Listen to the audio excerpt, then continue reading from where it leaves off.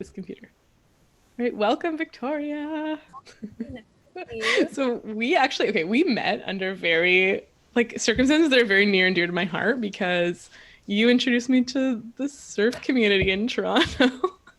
Like Yeah, changed my life. it was Yeah, like this encounter that we had, I was visiting my friend Heather in Costa Rica. You were down there and we met because we were going to share a surf instructor. Oh, because your surf instructor was friends with a friend of Heather's, and Heather owned my clinic.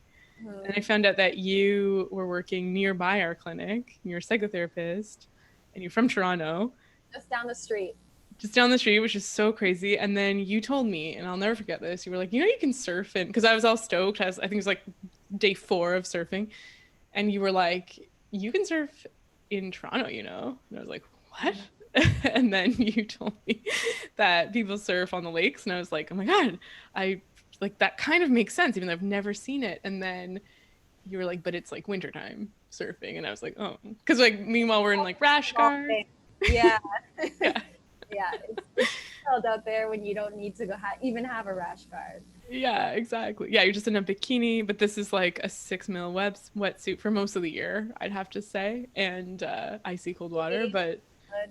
like it's been, I don't know, like I don't know who I was before it. What did I do?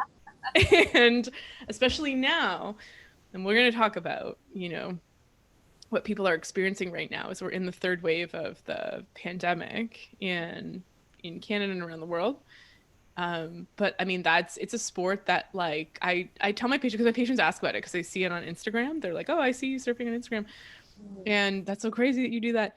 And I'm like, honestly, it's a sport where you are social distanced, you're outside no matter the weather. It doesn't close down like skiing or snowboarding. And there's a community, but you don't, it's not the typical, like, because right now everybody's like going for walks 6 feet apart and sitting in a park, and they're like, I just am so tired of just like having conversations all the time, or like Zoom conversations. Yeah. It's like a lot of mental connection.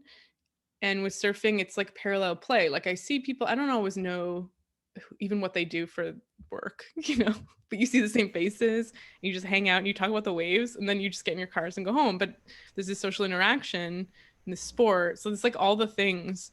So without it, I'm like, I don't know. I'm a But super proud Great Lake surfer, yeah. and I tell everyone around the world about it, which is why I had to tell you, especially. You were one of the first people I told about it, actually. Yeah, and yeah, I think it's a small community right now. It's a small budding community, so it's really close, and there's a lot of connection. Even if you don't know the faces, if you're out there, you wave, and that's something you don't notice in the city. You don't wave to strangers in the city. That's a Yeah, small community thing. So I know. It really like makes nice, the world and you're small. you're connected to your body. It's an extreme sport when you're in Yeah, the cold, and you push yourself to your limits, and you realize what you're capable of. And there's an adrenaline rush, and it's just something so special. it's true. And Mm-hmm. there's something about surfing. I was journaling it today. I'm like, I am not good. Like I'm still a beginner. I'm still learning. But there's so many metaphors. I mean, waves in the Uh-huh. pandemic, but Yes. even like waves of like all of our like just ideas in our society, like narratives, like all of these things. I'm hearing these metaphors about waves all over the place, and I'm like, and so many metaphors, but like psychological resilience in learning how to ride waves, like capture the energy of what's coming at you and staying balanced. And I'm like, if I can learn how to surf, I'll probably like be successful in all areas of my life. Hmm. Because how could I not be? I'll be like, I can understand. Yeah. It's like a boat. You can't stop the waves, but you can learn to surf. Yeah, exactly. You can get in the right position. You're like harnessing the energy, you're figuring how to maneuver to use it. And I'm like, that applies to everything, like business, and the wave passes you or it like eats you if you're still learning. So yeah. Out there and I'm surfing big waves and I fall and I have to hold my breath. There's Yeah. that metaphor of you can't panic. If you panic about it, then you are wasting your oxygen. And so you have to do slow, deep breaths and you will make it up to the water. And that is another thing too for any situation. Exactly. yeah, this surrender, like once, once it's Surrender. happening, you're Mhm. just like, I gotta just be ragdolled until I can come up for air and don't resist. And yeah, it's like, and yeah, you're literally like under the depths, right? In the torment. And yeah. And I don't know, there's millions of surfing metaphors. I remember like watching people try and paddle out in Mexico before I was a surfer.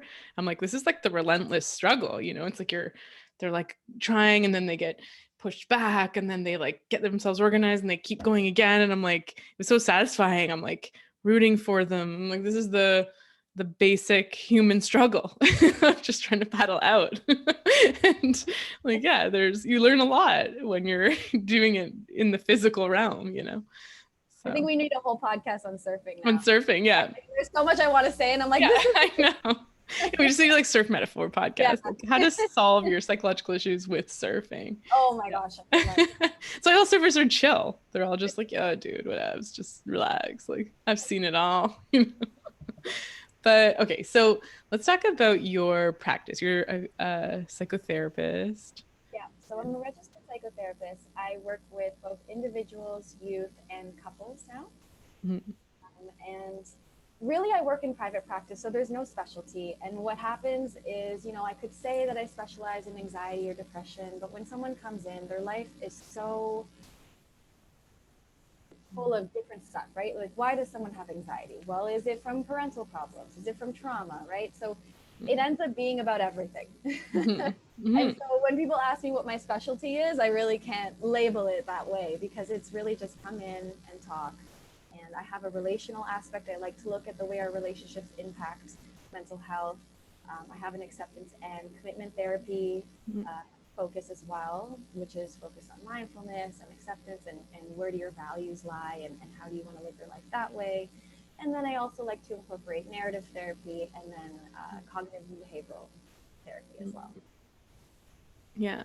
Yeah. And right now, I mean, we've had a lot of conversations back and forth just about what we're seeing in throughout this last year, honestly.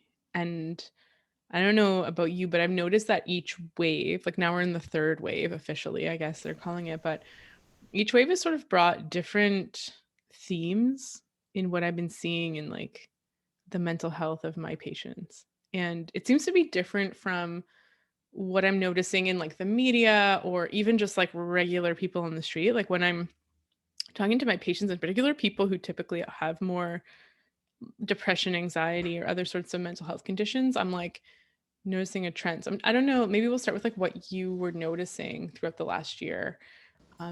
Because I think people listening are going to relate to a lot of it too.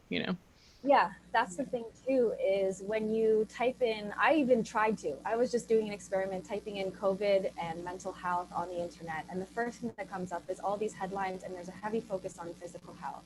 And I think it's hard to find a discussion on mental health specifically. I think people are looking to have words put to their experience. So there's two things coming up for me. One is this general feeling that we're all having that we have to label it as. I was talking about it with my colleague or a fellow psychotherapist, Florinda Brandau and Maria Michalowska, and we were talking about COVID fatigue. What does that look like? Like, let's call it out. So we were brainstorming, and some things that we came up with were lack of motivation, boredom, feeling sluggish, a sense of dissociation, an increase in anxiety, feeling withdrawn, not feeling social, not feeling the capacity for that, or nothing to talk about because there's nothing stimulating going on, overwhelmed, lack of purpose, because a lot of our senses of purpose are taken away from us, whether you're unemployed now because things are shut down or you just don't have your regular hobbies. Lack of control, helplessness. It can be harder to experience joy at this point. Oh, your sound. Hold on. All right. Yeah. So I think too, what I've been noticing, I'll add some to your list. I don't know if you're noticing this too. We need to generate a list. We'll have a double list. Mhm. Okay, so one patient describes like an out of body experience where, and then another patient was like, yes. And she was like, it's like I feel chronically low grade anxiety, like chronic low grade anxiety, but nothing's wrong. specifically. She's like, it's like a general sense of doom and anxiety, but she's like, I'm just alone in my house. Like, I'm safe. Yeah. I'm fit. There's no physical threat or anything I can actually do. Like, sometimes I think with anxiety, there's like something hovering over us Mm-hmm. that demands our attention or focus or worry. But she's like, there's nothing.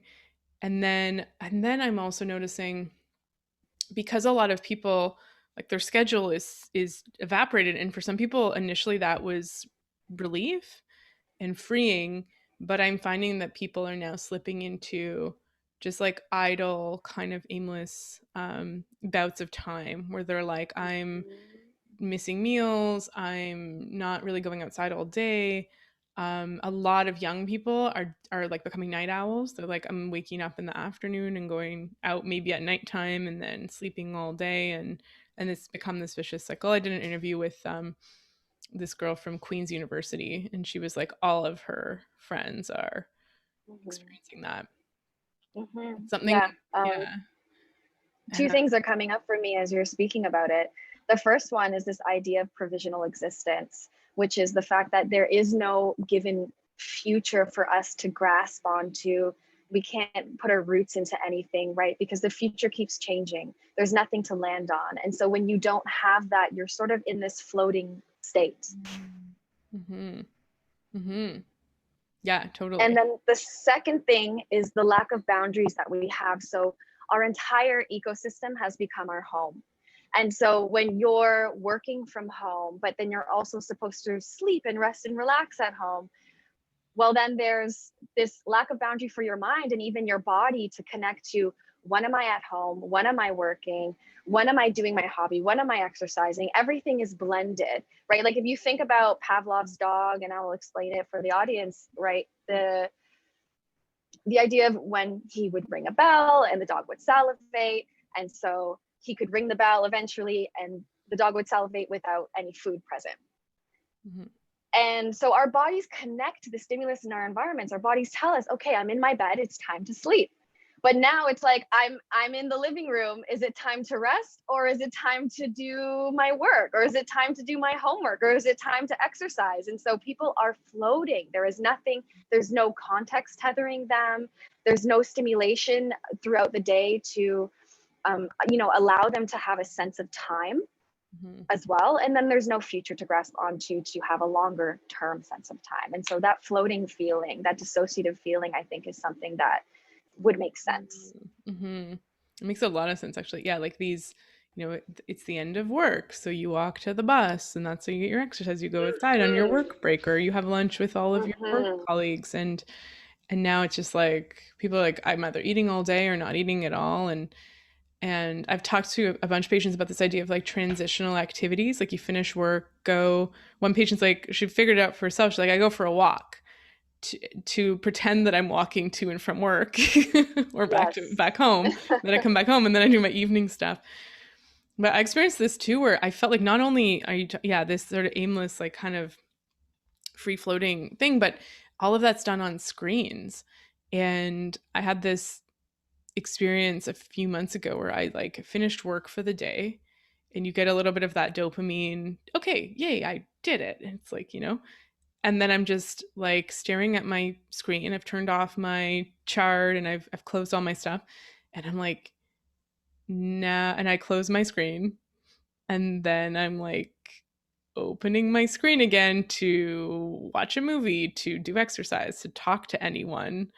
I'm just back Yeah. on this screen now.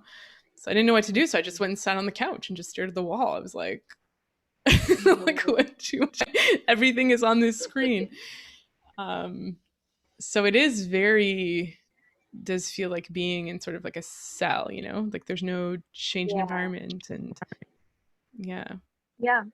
And then the question is, what is the long-term impact, right? So you were talking about how you're noticing that there's changing experiences over time. So when I was working with clients in the beginning, there were two types of clients. There were people who had increased anxiety, and there were people who were like, okay, let's do this. It's just going to be a month, Yeah. right?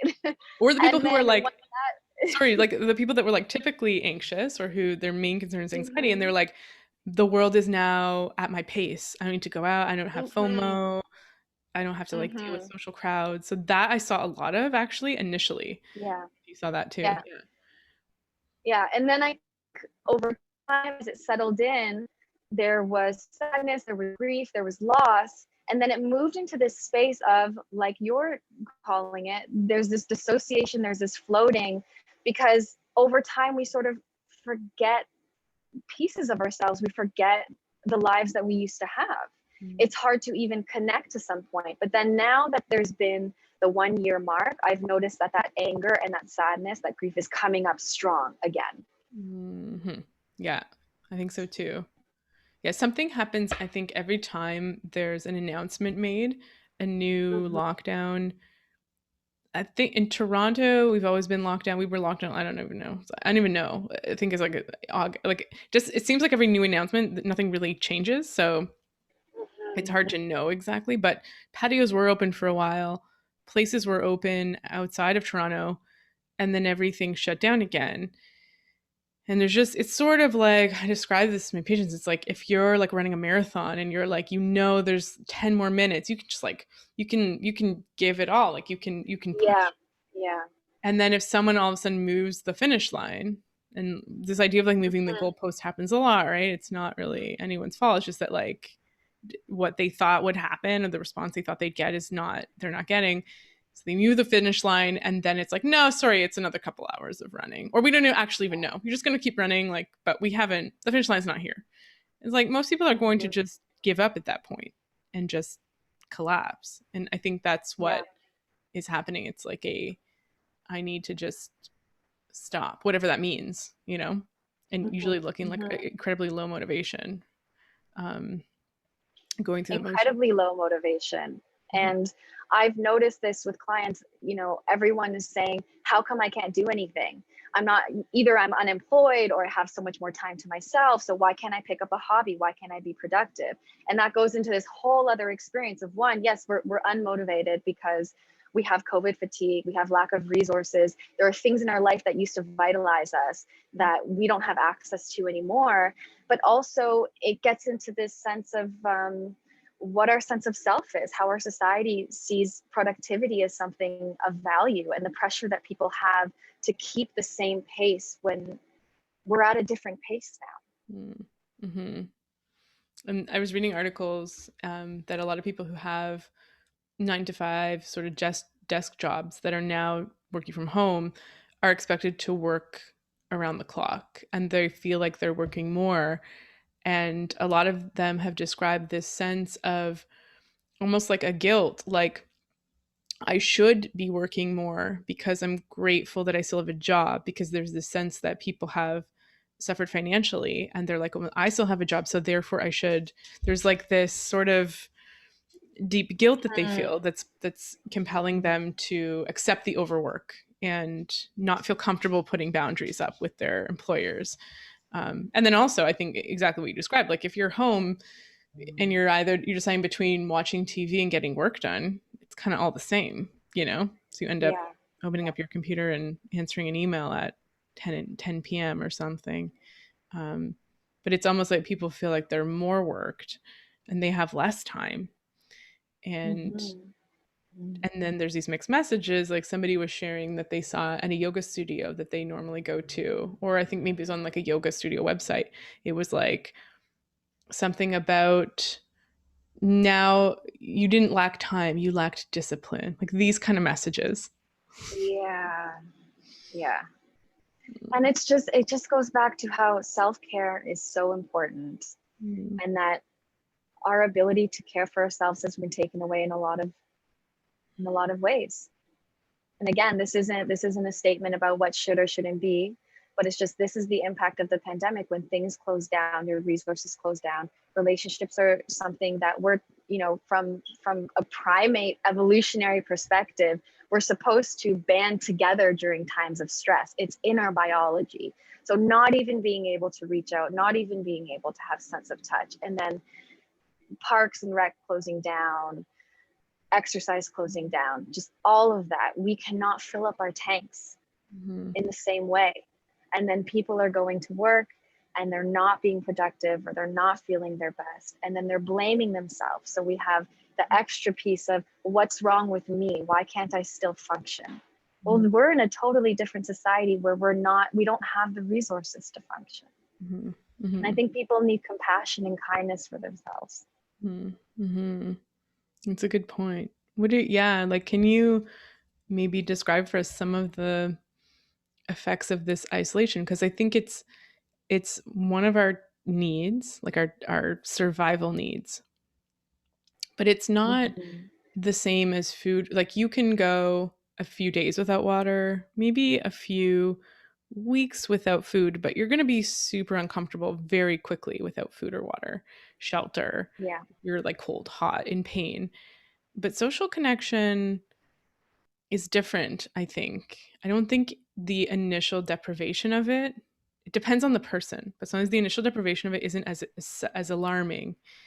But can you Mm-hmm. maybe talk about the effects of like chronic deprivation of like a lot of our social structure, like a lot of our social networks? Um, yeah. Yeah, I think what you're describing to me is this lack of touch. Mm-hmm. It's not something happening to you.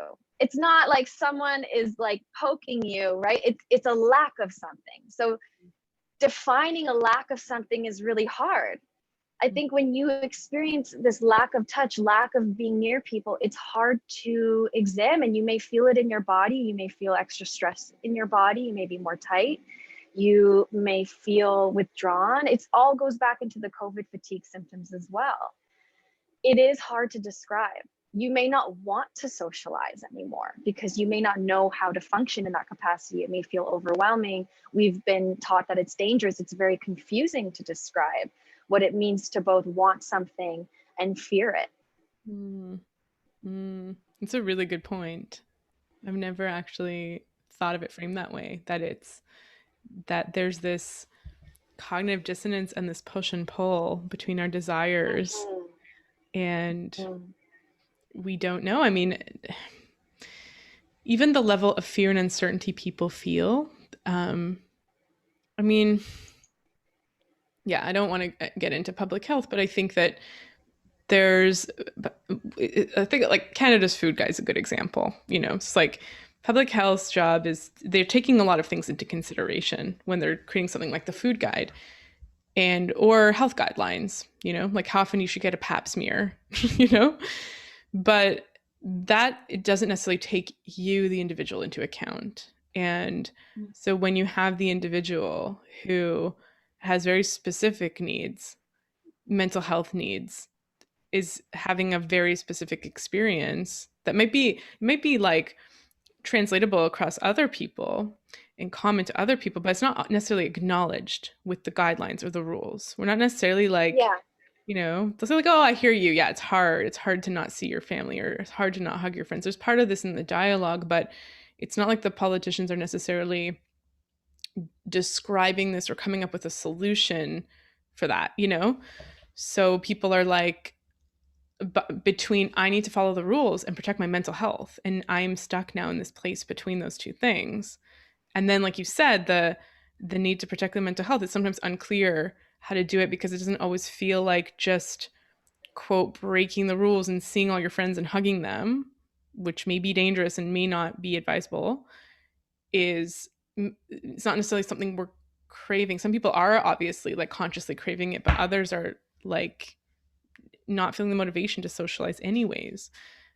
And it's Mm-hmm. very confusing. Yeah, I think Canada's food guide was an excellent example, right? Because you want to follow that food guide, but then what if you have diabetes? What if you have other types of concerns? And so it's yeah, I would love there to be more of an acknowledgement of mental health and what that can look.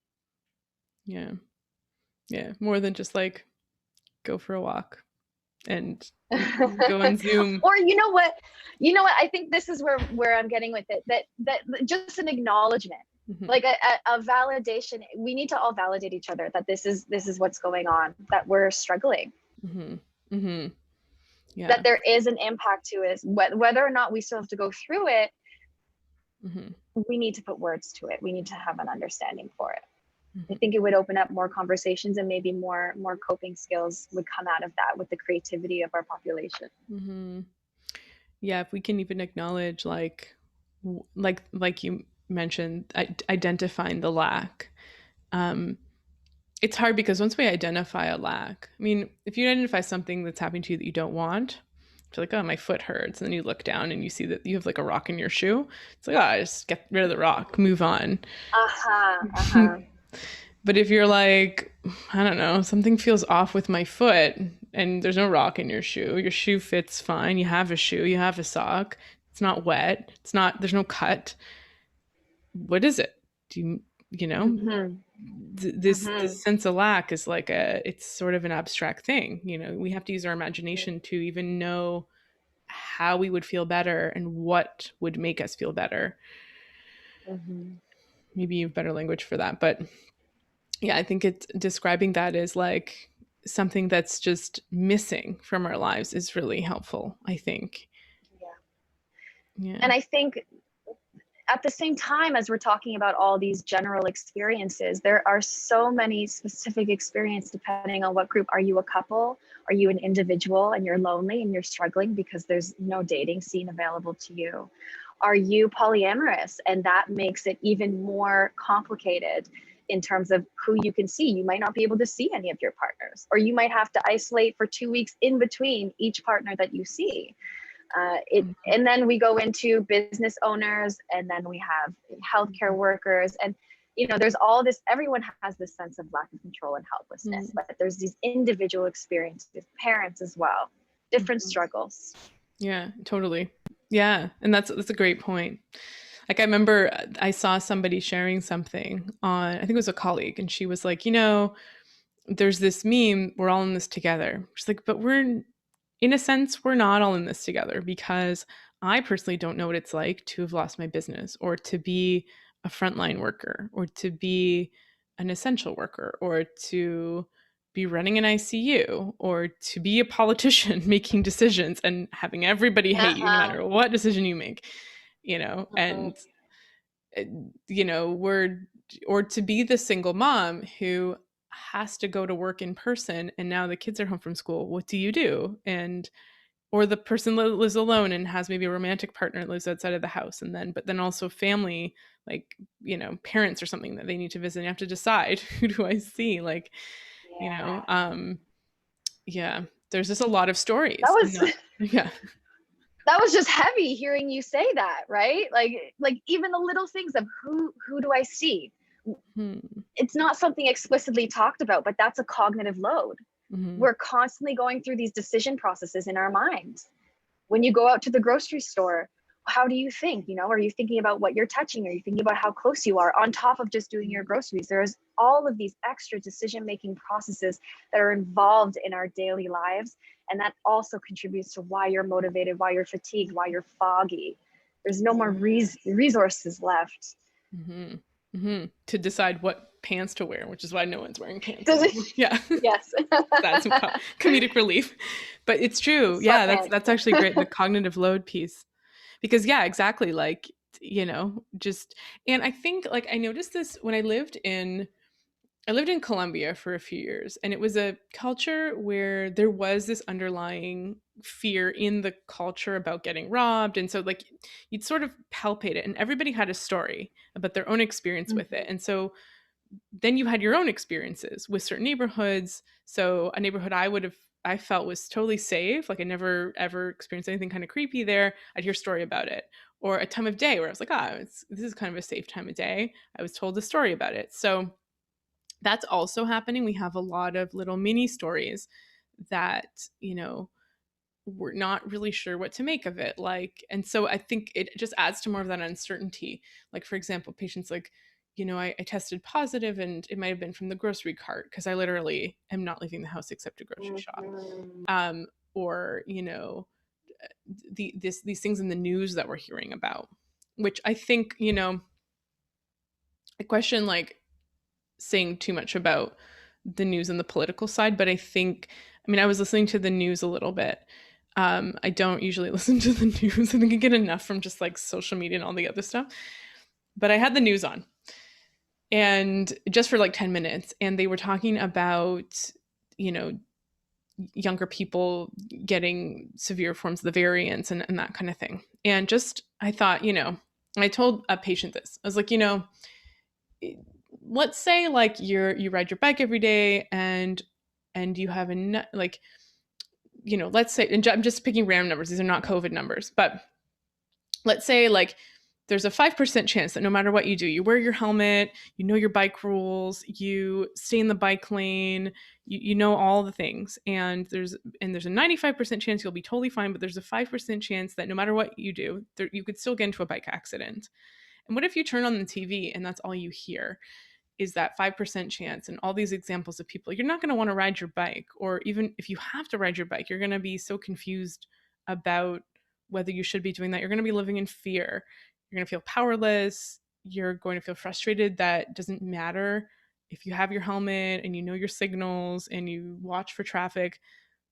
That doesn't really matter because there's still a 5% chance that, you know, you could still get into an accident. And that's also, I think, a lot of the messaging is we're focusing on the doom and gloom part of it, and that's adding to it. I mean, I get that, you know, you want people to take it seriously, right? And so that's been where the messaging is.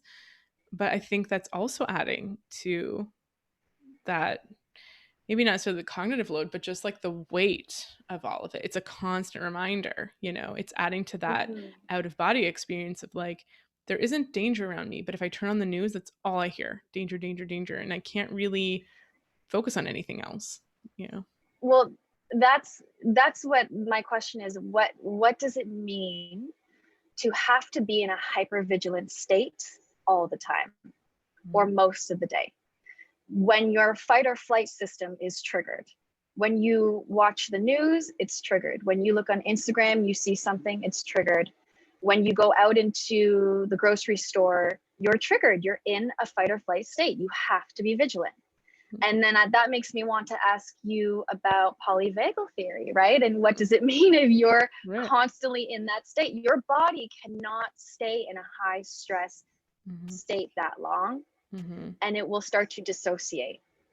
And so it means, like, you know, does the messaging still have the same impact when it's constantly happening? You just withdraw because it's too much for your body and your mind to take. And so you're not actually listening to the messaging anymore. Right. Right. Or you start to fight, you start to get angry. Or you start to get angry, right? Yeah. What side are you on? Are you on the flight side where you start to leave, you withdraw, you hide from the world? I don't want to listen to anything anymore. Or do you get angry? Do you push back? Or do you absorb all of that and your anxiety is just heightened all the time and you can't turn it off? Or it's in this low grade level anxiety that you described in the beginning of our talk, and you feel it in your body.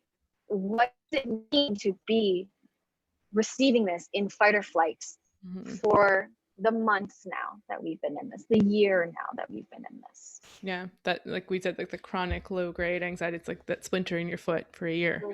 You're like, I walk differently now. I can't wear the same shoes that I'm picking certain shoes.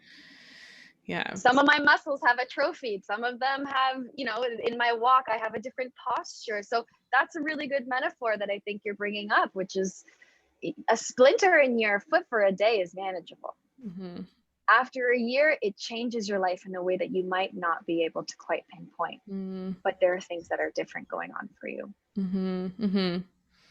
Yeah, I'm noticing too, I think there isn't an outlet because, you know, there's a lot of people turning on each other. It's been encouraged sometimes in the messaging in the media, like, well, the reason we're in this mess is because people aren't following the rules, which I think is quite debatable. Like if they analyze the, you know, whether people are actually following the rules and whether you can get an entire society to 100% follow the rules. You're always going to have people committing crimes. So if you're dependent on 100% of people following a rule, it's probably not a good social strategy.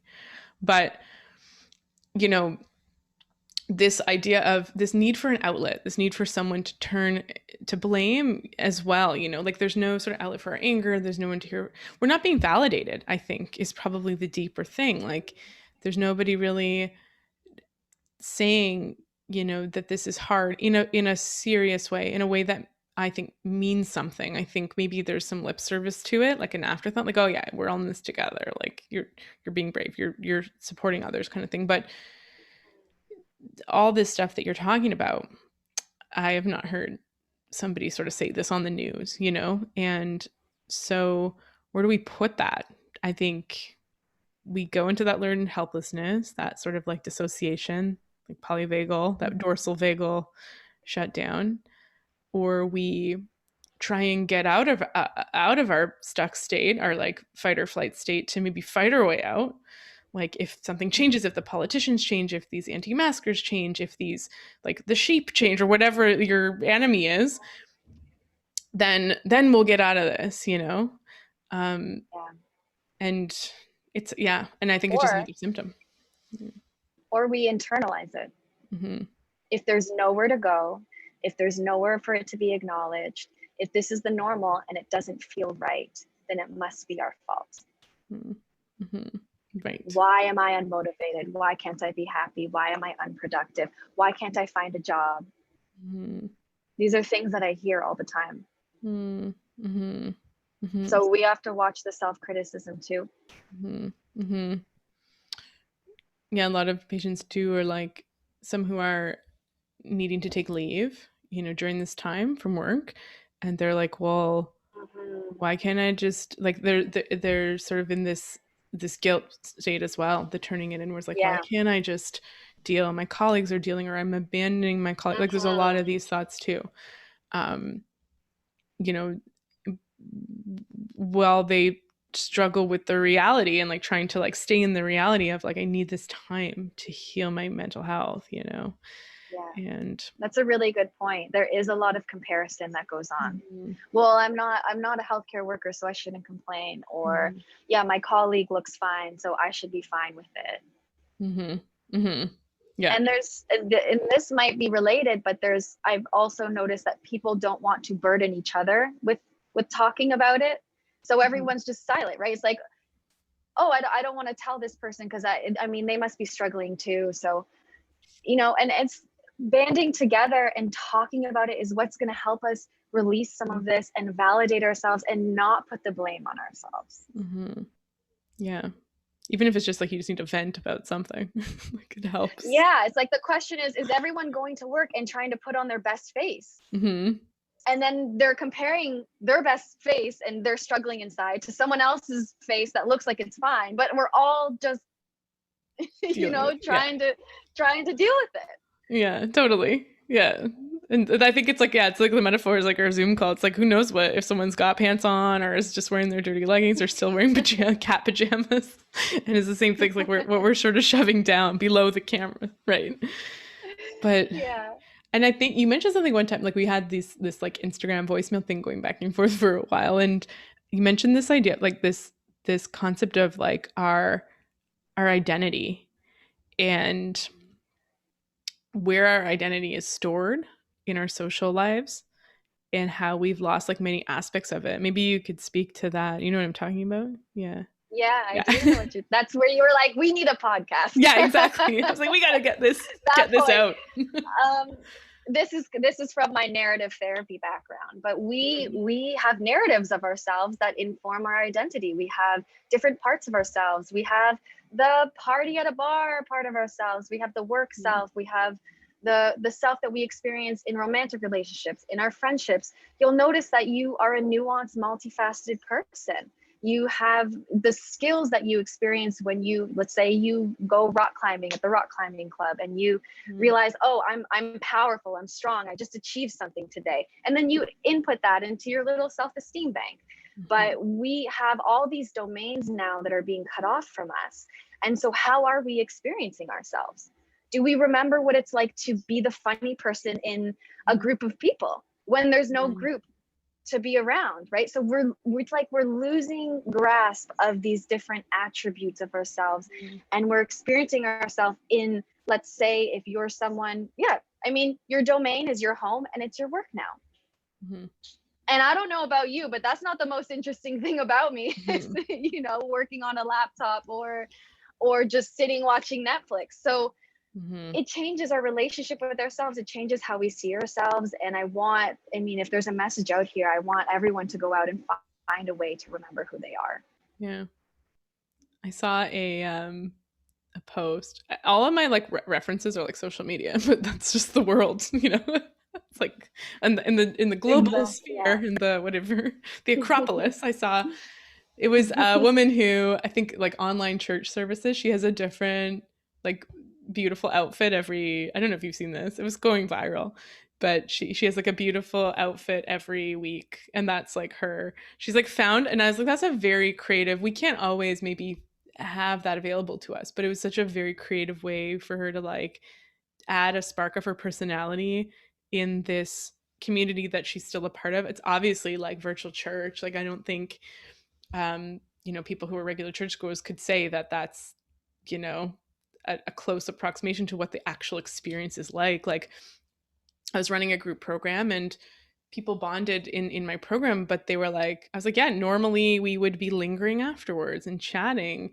We would be local. Maybe we would have you'd meet up for coffees and go for walks together, and there'd be far more social cohesion. So yeah, virtual church, even on Zoom, like how you interject, how you form little groups, how you put up your hand is so different. And so yeah, but she found this way to inject her personality and her color into the into that situation, and to sort of form and still maintain this aspect of her identity. um Yeah, and that's a good example it's of it, very but it's creative. not always easy. I mean, and are we going to go buy different outfits every week for church? Yeah. And you're bringing up a good point that there are ways that these activities have been supplemented, but like you said, church isn't necessarily just about, for some people, it's not just about the teachings, it's about the community, saying a prayer together, hearing the person just beside you do that. And that's the same, I was having a conversation with some friends and they were talking about work, and they were saying, whenever we have a meeting at work, it's to talk about work. There's no more cooler talk. There's no more laughs in between to get to know your colleagues more. Everything is just, the structure of it is different, and we're losing all of those pieces in between, that lack that we were talking about of these little mini social interactions, and we don't know what they mean to us. Mm-hmm. Those ones, I did yoga teacher training online. I noticed myself just fade to the back of the group. Like it was weird. I was watching it and I was like, do I do this normally in groups? Like it was very strange. I didn't like seeing myself do it. And then once I'd been doing that for a few weeks, so there was also some busy weeks where I didn't have my camera on, or I just felt like I needed to like do stuff on the side while the teachings were happening. And then I got to a point where I'd just done it so often and so much that I was like, just kind of continued it. Like, it's like, well, why am I going to just put up my hand and interject now, even when it's like week 8 of a 10-week thing? And, it was still really great. And I still like got to benefit from the energy and the people, and I still interacted with the people, but the level of backseatness that I took was really interesting. And it didn't, I was like, wow, okay, because Zoom is not the same as meeting in person, and the way that you interact, the way that there's sometimes a time like all of it is different. And that's so interesting when you're like, yeah, the cooler talk is gone. These I've talked to like someone on my podcast, Ellen Wong, who studies happiness, and there are like, we have our deep soul connections. Those are very important, like the people that deeply know us, primary partner or childhood friend or your mother. And then you have these little happy acquaintanceships that maybe never manifest in anything deeper, but you need them. You need the florist whose name you don't even know, but you see like regularly, and they own part of your identity, and a lot of that's gone. Like your barista, I mean, like even in Blue Rose Village before our clinic, my clinic closed, with Heather, it was like I had the coffee tree, and I had Crippus Crafts, and I'd like, they kind of all knew me. It was like a little village. But then it's like, okay, a lot of that's gone, you know? It's like having a house with no decoration. It's like, yeah, I have this house, it functions. What do I need more? No, you need a plant, you need Yeah. the picture frame, right? It's all of these little pieces that make our life flourish. It's a good, yeah, you don't eat your plant or sit on it, but you still need No. it. Yeah. Yeah, exactly. Yeah. I think Zoom fatigue is a particular thing, Hmm. especially in group settings, what you're talking about. If we're asking, why did you fall back in Hmm. that sense? Well, one, we don't have the same, I mean, body cues are so important and we don't have the same. We're only looking at the top Hmm. half. And usually in a group setting, you can know when it's your turn to speak, you know when it's ready, someone has stopped, or the group turns to look at you. Hmm. But you can't feel people looking at you. The eyes don't look at you or at your screen, Hmm. right? They're looking in different directions because there's different boxes. And so the eye contact is off, Hmm. the body language is off. It is hard to know. And I think your experience is not a unique one, that a lot of people feel like they're sort of sitting back, falling behind. I know a lot of kids, some of them, they have the option, or teachers have told me kids have the option to put their face on Zoom or to click off Right. off camera, Right. and teachers are teaching to entire classrooms that are off camera. Hmm. And that's hard for the teachers, that Hmm. they're alone, there's no social feedback, and that tells us something about what's going on for the kids. Hmm. There is a lack of participation that's going on for them. They don't feel like they can interject, they don't have the energy to, they're just getting through it. Hmm. Hmm. Yeah, that's a big one, is to like, if I ever give presentations on, so even on the phone, if I have a consult just phone, it's, you're not sure if you're getting if you're, what you're saying is being received, or how it's being received, or what a silence means, or there's so much lost in our communication. And maybe Uh-huh. Zoom is the best thing to in person, but there's still so much lost. um Yeah. and And it's do our brains register it the same? right, right. Does, right? Like we don't know the science behind that. Me looking at you, does my brain understand what that is? Does it register I am in the company of someone or Mhm. not? Right. How do the mirror neurons fire when I can't see your whole body? Yeah. Well, that was the thing. Like, I think, yeah, I think we hit record before we said this, but this article I read that was like, I'm so tired of going on, I don't want to go on another walk or sit in another park. This I don't know, maybe you have language or words for this, but they're this kind of social interaction where you, like, it doesn't sort of matter what your body's doing. You could be sitting on a dumpster, but you're talking, your idea sharing, kind of like what we're doing now. It still feels rewarding, but it's very intellectual, versus like parallel play type scenarios where someone comes to your house and you paint together and you don't really talk. Um, like how a lot of partners spend their time together, or how you would be with a pet. Like my dog is just kind of there and I'm there and I have a buddy. Um, Yeah. that parallel play, like, you're not going to meet up with a friend in a park and just not talk and do your own thing, but sometimes that could be very rewarding, especially with someone with social anxiety, like to just have a presence there that you can be Yep. with, um, is really good. But that's not our social interactions. Social interactions now are like attention, one-to-one, talking. And so what is it, like an update? Like you said, there's not always an update that's, you know Yeah. uplifting. We already live in a very intellectual cognitive society. We just have that type of lean here. And with the bodily activities being restricted, we're all up here. Our anxiety is already up here. We're already doing a cognitive load of, like we talked about earlier, how do I act? Is this dangerous? Is this not? And then everything is intellectual. It's all talking. There's, like you're saying, there's no parallel play. There's no body grounding. And that's a whole piece of our being. Mm-hmm. Yeah. And we need to get out of our bodies. It's a break, because our minds can be in the future, worrying about the future. What am I going to do? Our mind can be in the past, worrying about the past, but our body is always grounded in the present moment. Mm-hmm. So when we stay intellectual, we stay ungrounded, we stay all over the place. We stay in an anxiety state. Yeah. Yeah. Yeah. It's like, yeah, you can't, yeah. If you're in your mind, that's where anxiety lives usually, or the head cloud, we call it. Mm-hmm. Hmm. Mm-hmm. Everyone needs a break from that. People need to find ways to go back into their Hmm. bodies. Yeah. Let's maybe talk about that, as I feel that we've highlighted the problem, and I don't want to necessarily like just like, so you've got to eat 3 times a day and go for a walk outside. Although you should probably eat regularly and go for a walk outside. But what's been helpful? Like, what have people, I think people have found their own solutions sometimes. Like, I've learned from my patients, like the idea that my patient decided to transition her work to home day with a walk to try and almost like recreate what she was missing, you know? Um, that was sort of an ingenious move. And that's the thing too, is like it's hard to recommend something when I don't know exactly what someone's life is like.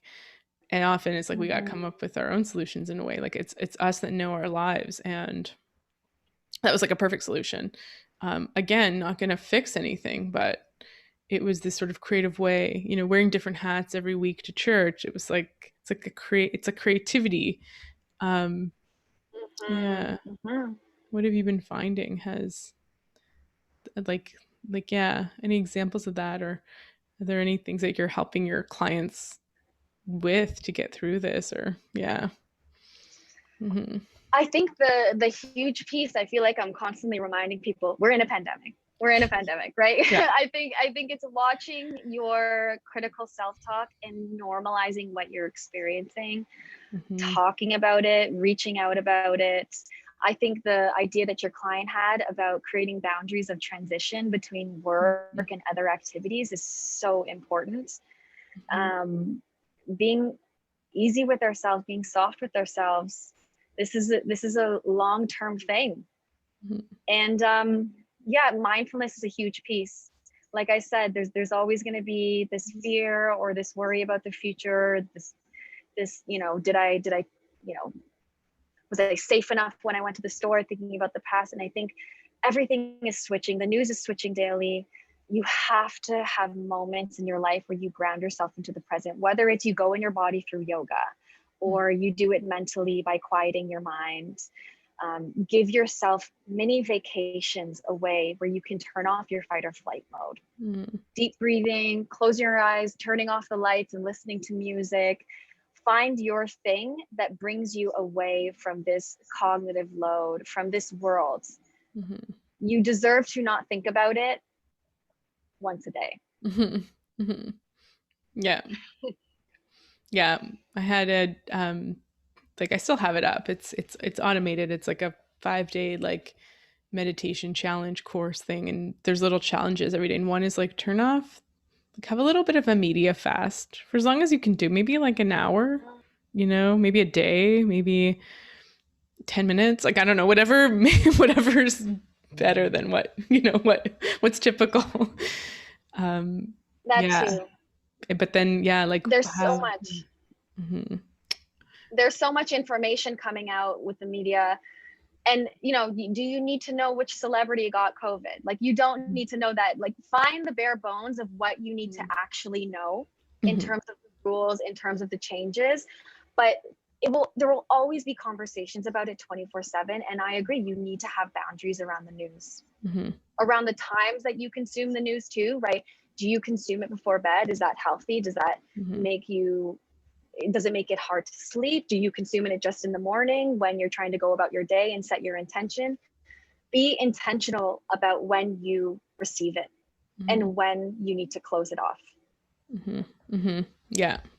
Yeah, don't let it, yeah. I think being a passive recipient of it could be not good, right? Like cuz I think also, and I know there's been studies on this, that when we know we're watching the news, when we know we're consuming media, when we know we're watching commercials, we come at it with a certain boundary, a certain critical mind. And but if it's sort of passively being, this is like this is what like it capitalized on when they sort of give us little subliminal advertising that looks like our social media feed, is that our boundary, our walls are down. Like we're able to take things in. And I think that knowing, okay, I'm going to watch the news, find out what's up, or I'm going to like quickly look for the information I need, and then I'm going to Uh-huh. back off. It puts you in a Yeah. different state than if you're just sort of hearing it all the time. Like it's flashing across your screen, or it's on your computer, or it's telling you the case counts or whatever it is. Hmm. That's a lot for the nervous system, you know? Yeah, it is. It is. Yeah. Yeah, being intentional about it. Mm-hmm. Yeah.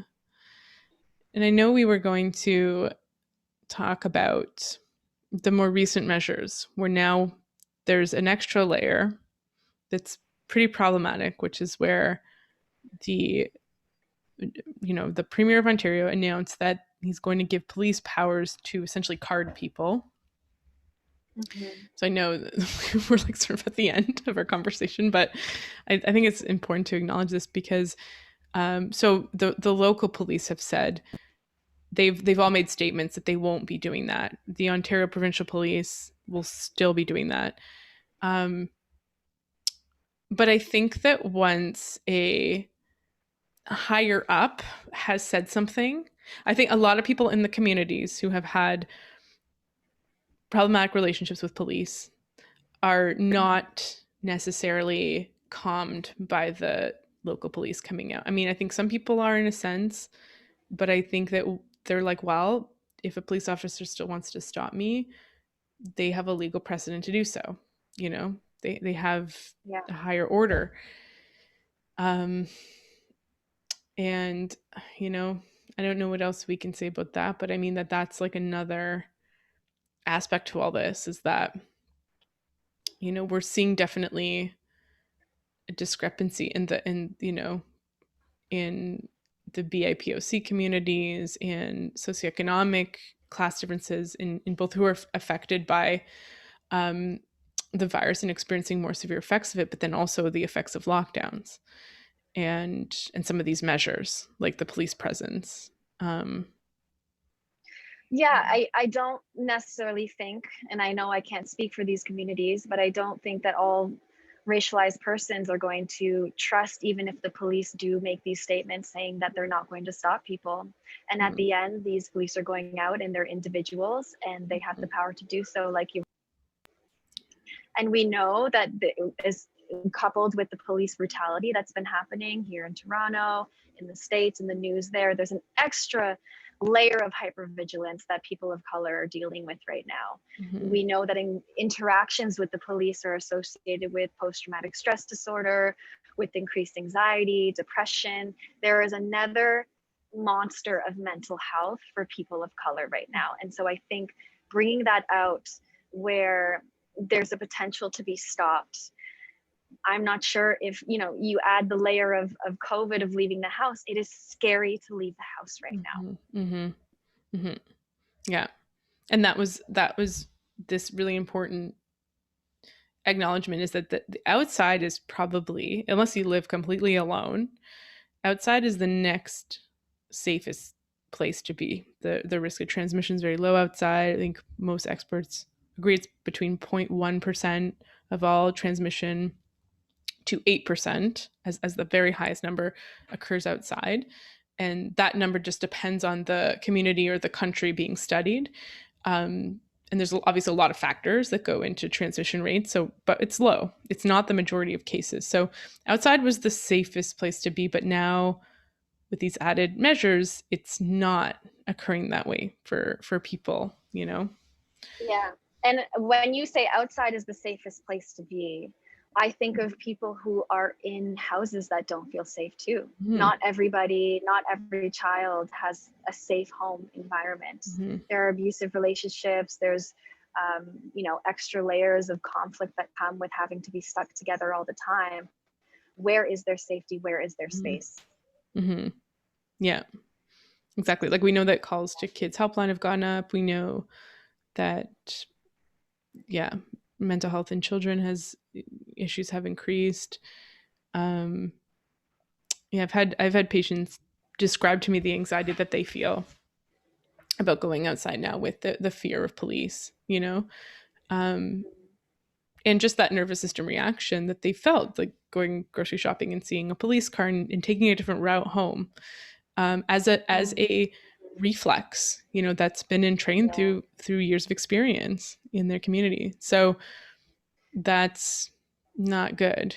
Yeah, it's like you said, like we already were dealing with COVID fatigue and probably like a low grade anxiety, and maybe that has escalated for a lot of people to full on fight or flight.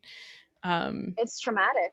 It's Mhm. absolutely traumatic. And with the calls, there was Toronto Black Lives Matter, hashtag not another Black life account that was organizing a lot. And so, people have been trying to make their voices heard. And I think this is an even more gaslighting experience Mhm. for people of color to do this, especially when racialized communities are hotspots for Yeah, COVID as well. right. Like we said, like they're based on several factors, seem to be more targeted by the virus as well, in certain areas, in certain communities. And then right, like this gaslighting of, well, we're not doing enough and therefore we're going to card you if you're out of the house. And it's like, well, maybe I'm out of the house because I need fresh air, or because I'm going to work or going grocery shopping. Because I don't have a backyard, Yeah. because I share a house with multiple people, because I'm Mm-hmm. living in low income. Mm-hmm.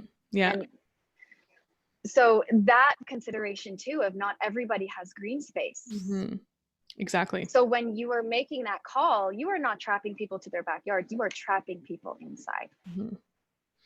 Yeah. And then I think there is this other mistrust too, right? If we think about with Indigenous folk, there's always been a history of mistrust with medical and with any government interventions. We think about 60 scoop, residential schools, sterilization. And so I think that Mm-hmm. there is already this ungrounding mistrust experience of, do they really have my best interests at heart? Yeah. Mm-hmm. Mm-hmm. Yeah. Yeah, exactly.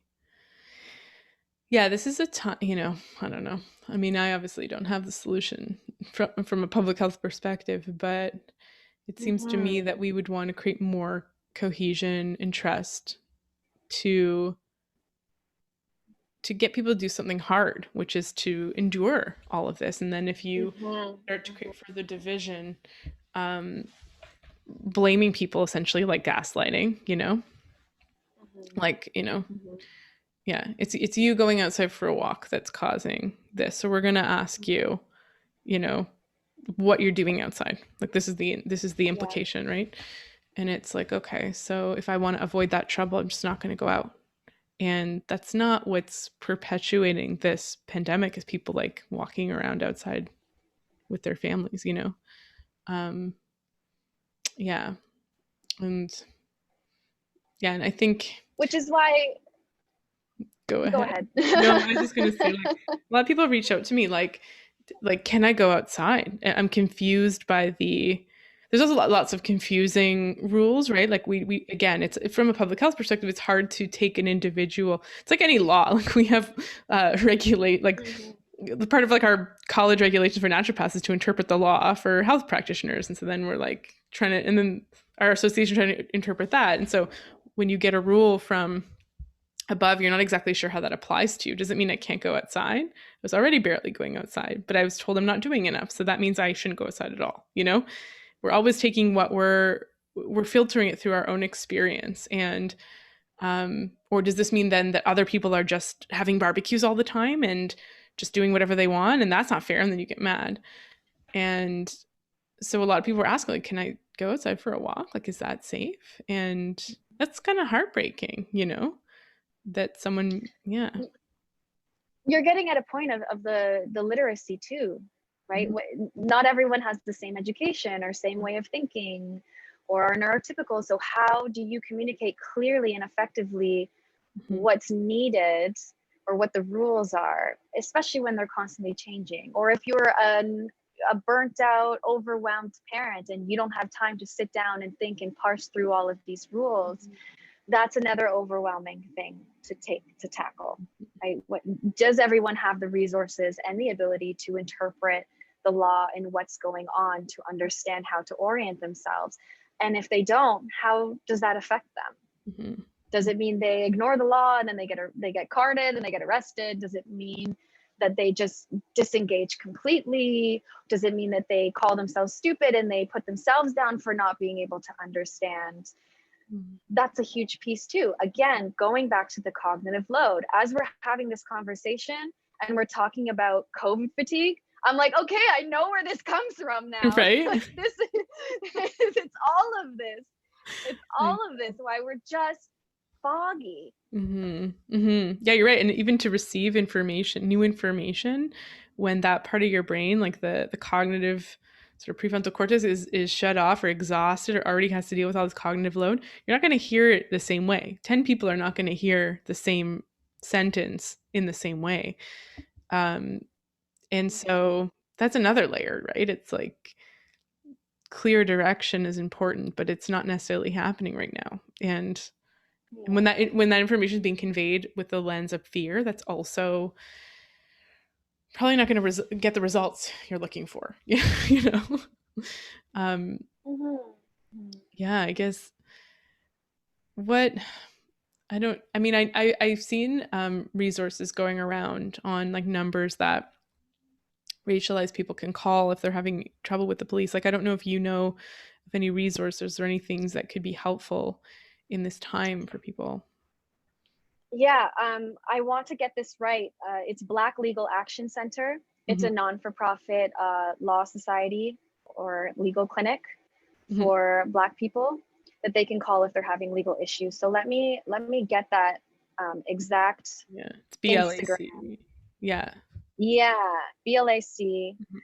Yeah, it's spelled Black Legal Action Center on Instagram. Okay, yeah, we'll put that in the show notes too for anyone to even just refer on if you have a friend, if you've heard a story, because I think it's good to at least have some outlet or possible ally in this. Like, I don't know, we just don't know. That's a problem. Is like there's just a lot of uncertainty on what could happen. But I think that's what makes it scary. That's what makes it difficult to deal with. Yeah. Okay, well, I know you're running at the end of time, but there's so much still to talk about. So I'd be open to a part 2 if you're open to it. Let's do it. Yeah, exactly. Yeah, I know you were like worried about internet connection. It worked out really well. Oh, Sound amazing. was good. Yeah, it's good. The fates were in our favor. And yeah, I'd love to talk more. I know there's like a lot more. And so for anyone listening, if you have like feedback on this episode or anything you'd want us to address, like any questions you have, that'd be great, because you also have a colleague that might join us, which I think would be really helpful too. Yes, Janelle Peters. Yeah, so I think it was really important for us to have this convo. I think that it's hard to talk about anything else, at least in the last week.